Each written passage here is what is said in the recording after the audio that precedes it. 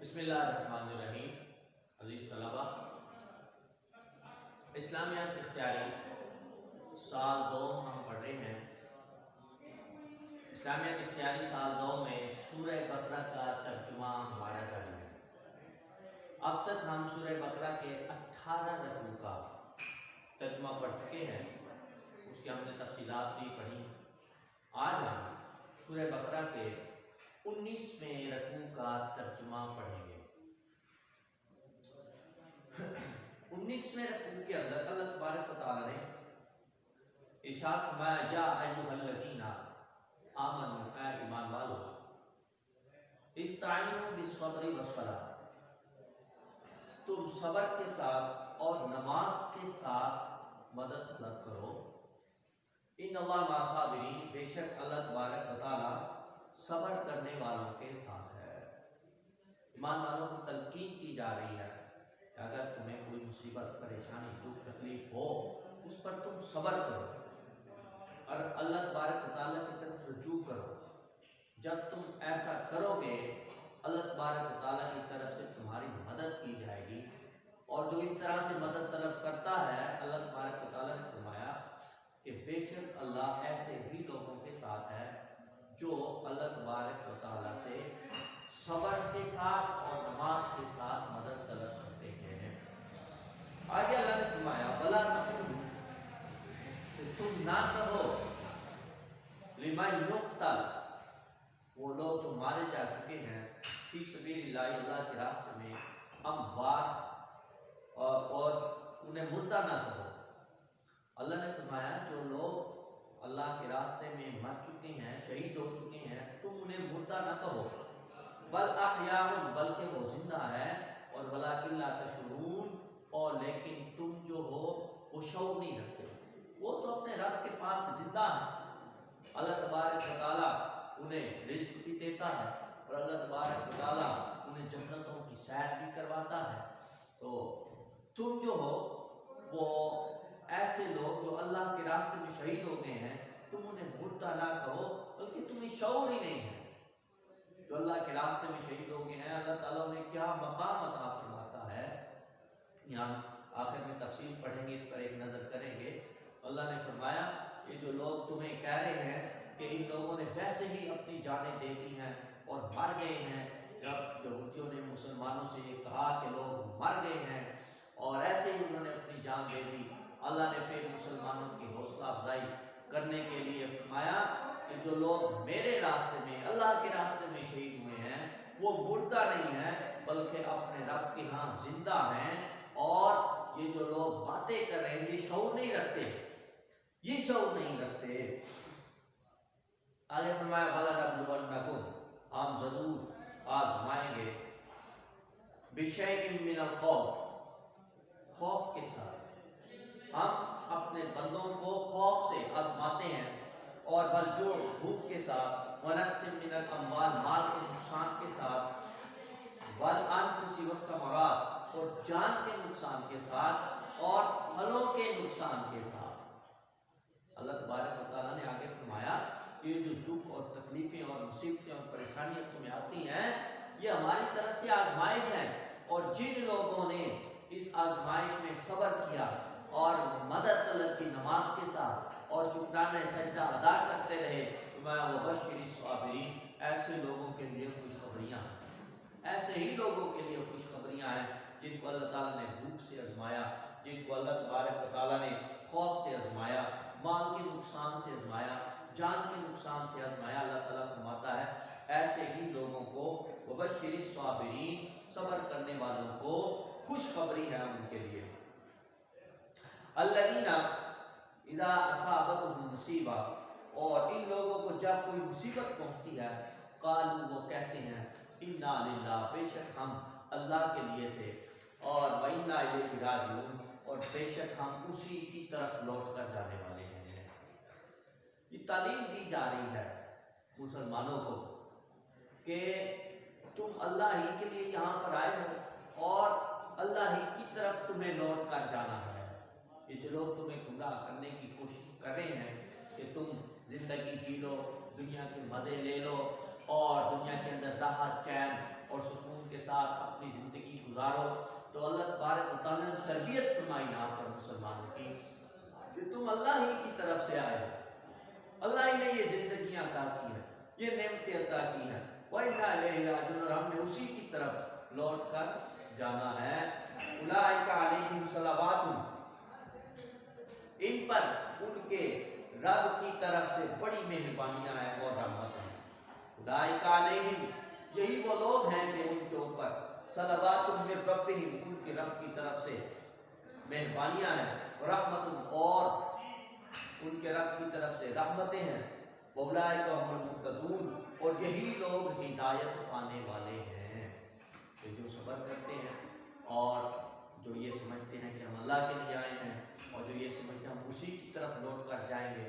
اللہ تبارک و تعالیٰ نے فرمایا یہی لوگ جو ہیں ان پر میری شفقتیں بھی ہیں, میری مہربانیاں بھی ہیں, میری رحمتیں بھی ہیں, اور ہدایت بھی میں انہی لوگوں کو عطا کرتا ہوں. آگے اللہ نے فرمایا ان الصفا, بے شک صفا, والمروہ, اور مروہ. صفا اور مروہ جو ہیں من شعائر اللہ, یہ اللہ تبارک و تعالیٰ کی نشانیوں میں سے ہے, یہ کوئی اور چیز نہیں ہے. زمانۂ جاہلیت کے اندر کفار نے یہاں پر بت رکھ دیے تھے اور وہ پھر طواف کیا کرتے تھے صفا اور مروہ. تو جو مسلمان تھے وہ جب یہاں پر سعی کرتے تو وہ ذہنی طور پہ تنگ ہوتے اور کشمکش کا شکار ہوتے کہ ہم بت پرستی بھی یہاں ہوتی ہے اور ہم بھی یہیں پہ جو ہے نا صفا اور مروہ کی سعی کرتے ہیں.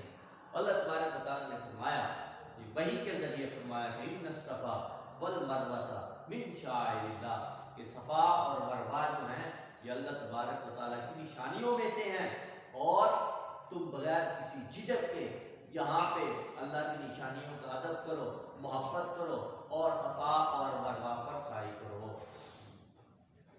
آگے یہی بات فرمائی کہ فمن حج البیت, جو شخص گھر کا حج کرے, زیارت کرے, او اعتمر, یا عمرہ کرے, تو فلا جناح علیہ, اس پہ کوئی گناہ نہیں ہے. تم یہ نہ سوچو یہاں پہ بت رکھے تھے, ہمارا یہ تو شاعر اللہ ہے. یہ جو اللہ تبارک و تعالیٰ کے نیک بندے ہوتے ہیں, تو اللہ اپنے نیک بندوں کے اعمال کو قیامت تک زندہ رکھتا ہے. یہ صفا اور مروہ آپ جانتے ہیں, اس کا پورا ایک بیک گراؤنڈ ہے, پس منظر ہے.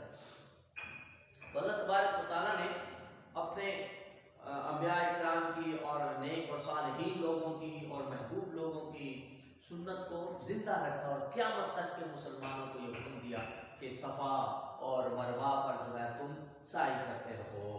فرمایا کہ تم پر کسی قسم کا کوئی گناہ نہیں ہے. جو بھی شخص حج کرے یا عمرہ کرے تو فلا جناح علیہ, اس پر کسی قسم کا کوئی گناہ نہیں ہے. ان یطوف, کہ وہ طواف کرے, بہما, ان دونوں کے درمیان, ان دونوں کے درمیان, صفا اور مروہ کے درمیان جو شخص طواف کرتا ہے, سعی کرتا ہے, ان پر کسی قسم کا کوئی گناہ. ان الذین, بے شک وہ لوگ, یکتمون, جو چھپاتے ہیں, ما انزلنا من البینات, جو کچھ ہم نے کھلی نشانیاں نازل کی ہیں ان میں سے کچھ لوگ ہماری کھلی نشانیوں کو چھپاتے ہیں, وہ لوگ, والہدی, اور ہماری ہدایت کو چھپاتے ہیں, من بعد اس کے, ما بیناہ, جو کچھ ہم نے بیان کر دیا, للناس, لوگوں کے لیے, فی الکتاب, کتاب کے اندر. وہ لوگ جانتے ہیں, اپنی کتابوں میں پڑھ چکے ہیں, قرآن مجید میں پڑھ چکے ہیں کہ یہ جو صفا اور مروہ ہے یہ اللہ تبارک و تعالیٰ کی نشانیاں ہیں. وہ کتابوں میں پڑھ چکے ہیں کہ یہ اللہ تبارک و تعالیٰ کے خاص بندوں کی نشانیاں ہیں. اور اللہ تبارک و تعالیٰ نے فرمایا کہ وہ لوگ جو جاننے کے باوجود اس حقیقت کو چھپاتے ہیں اور حقیقت کو بیان نہیں کرتے, فرمایا اولئک یلعنہم اللہ, ان پر اللہ کی بھی لعنت ہے, ویلعنہم اللاعنون, اور ان لوگوں کی بھی لعنت ہے جو لعنت کرنے والے ہیں. اللہ کی بھی ان پر لعنت ہے اور لوگوں کی بھی ان کے اوپر کیا ہے, لعنت ہے, جو حقیقت کو چھپاتے ہیں اور حقیقت کو بیان نہیں کرتے. یہود کا ذکر ہو رہا ہے یہاں پر. یہود جو ہے وہ حقیقت کو چھپا لیتے تھے. کیا مطلب, جو تورات کے اندر احکامات تھے وہ عوام الناس تک نہیں پہنچنے دیتے تھے. ایک خاص چیدہ لوگوں کو پتا ہوتا تھا اصل احکامات ہیں۔ عوام الناس میں نعت و رات پڑھاتے تھے، نعت و رات کے احکام، اصل احکام وہ لوگوں تک پہنچنے دیتے تھے کہ کہیں یہ لوگ تورات پر عمل نہ کر لیں یا لوگوں کو تورات کی تعلیمات کا پتہ نہ چل جائے۔ اور یہاں پہ مسلمانوں کے لیے بھی نصیحت ہے، یہ جو کتاب اللہ تعالیٰ نے ہمیں عطا کی ہے، مسلمانوں کو عطا کی ہے، قرآن مجید فرقان حمید، یہ صرف ایک طبقے کے لیے نہیں کہ صرف مذہبی لوگ یا علماء اکرام یا مفسرین اکرام اس سے استفادہ کریں، بلکہ عام عوام تک اس کو سکھانا چاہیے اور عام عوام تک اس کو پہنچانا چاہیے۔ اور جو لوگ اس کے ذمہ دار ہیں، کوئی صرف مذہبی طبقہ اس کا ذمہ دار نہیں ہے، اس کا ذمہ دار جو ہے وہ جو بھی حکمران ہے وہ اس کے ذمہ دار ہیں۔ کیونکہ امپلیمنٹ انہوں نے کرنا ہوتا ہے۔ یہ ایک الگ بحث ہے، اس میں ہم نہیں جاتے۔ ہم یہ کہہ رہے ہیں کہ جو بھی شخص اللہ تعالیٰ کے احکامات کو، جو اللہ تعالیٰ نے کھلی نشانیاں نازل کیا، ان کو چھپاتا ہے، اللہ نے فرمایا اولئک یلعنہم اللہ، ان پر اللہ کی لعنت ہے، ویلعنہم اللاعنون، اور لعنت کرنے والوں کی بھی لعنت ہے۔ الا الذین تابوا، ہاں وہ لوگ جنہوں نے بعد میں توبہ کر لی، حق بات چھپانے سے توبہ کر لی، واصلہ اور اپنی اصلاح کر لی۔ یہ بات غلط ہے کہ ہم حق بات کو لوگوں سے چھپاتے ہیں، انہوں نے سوچ لیا یہ بات غلط ہے، توبہ کر لی اور اصلاح کر لی اپنی، مبین اور پھر بیان کیا اس کو لوگوں کے سامنے جو کچھ وہ پہلے چھپاتے تھے۔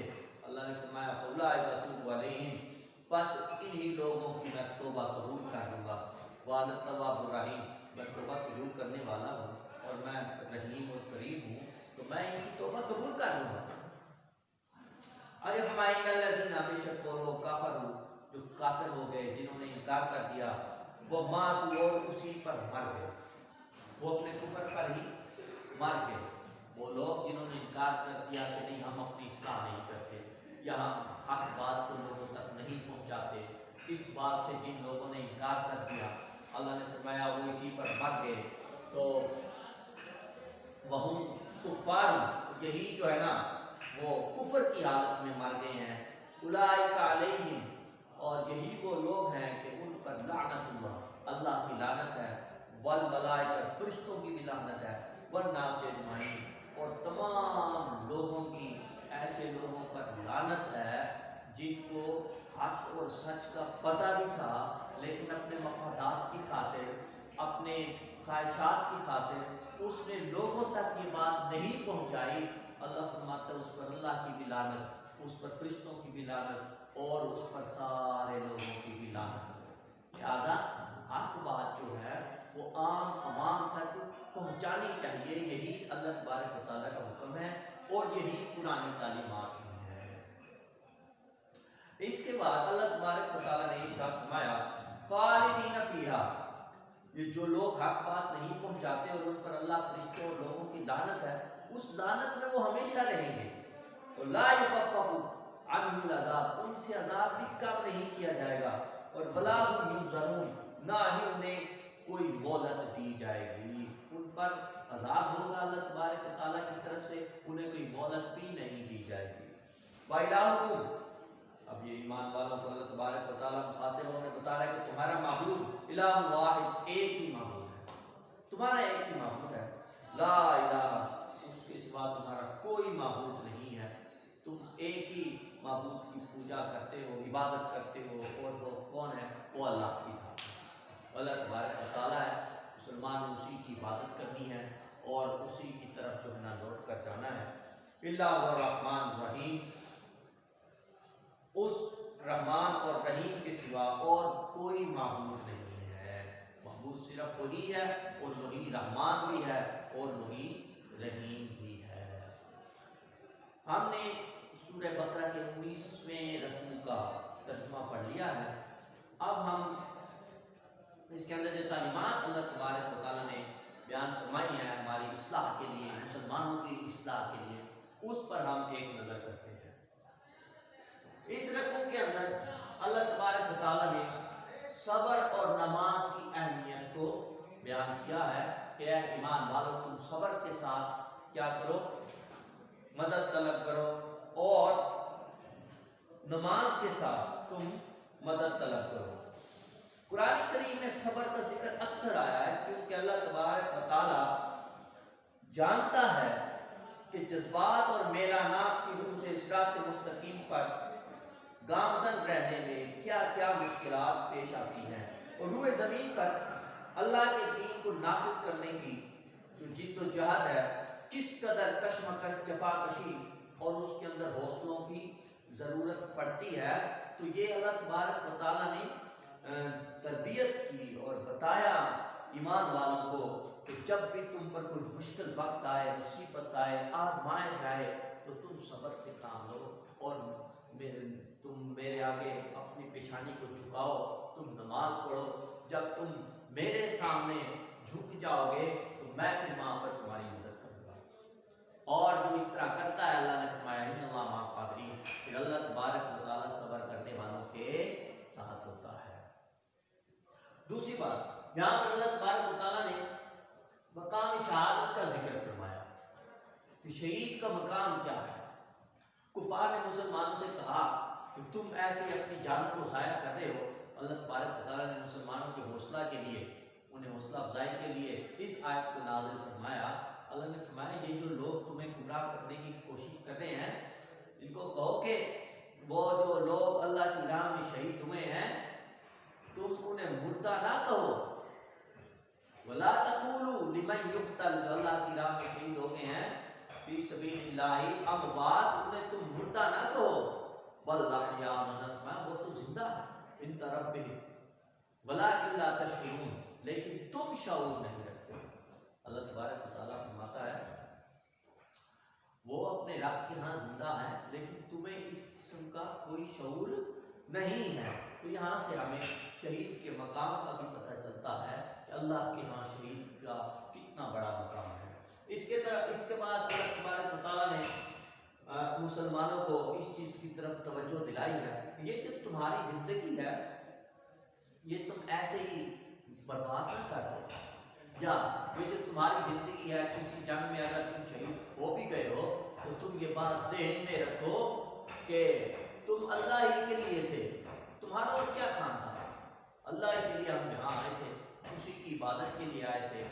جیسے کہ اللہ تبارک و تعالیٰ نے ارشاد فرمایا کہ میں نے انسانوں اور جنوں کو صرف اور صرف اپنی عبادت کے لیے پیدا کیا، تو ہم اللہ ہی کے لیے یہاں آئے تھے۔ اس طرف توجہ دلائی اللہ تبارک و تعالیٰ نے اصلاح کی مسلمانوں کو کہ اگر یہ تمہاری جان چلی گئی ہے تو اس میں تم پریشان نہ ہو، یہ تم اللہ ہی کے لیے تھے، وَإِنَّا إِلَيْهِ رَاجِعُونَ، اور تم اسی کی طرف لوٹ کر جانے والے ہو۔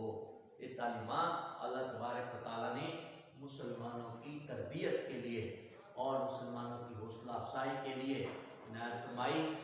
ہم نے آج 19ویں رکوع کا ترجمہ، سورہ بقرہ کے 19ویں رکوع کا ترجمہ پڑھ لیا ہے۔ آج جانتے ہیں اس رکوع کے جو شارٹ کوسچن ہیں بک کے آخر سے ہم کرتے ہیں۔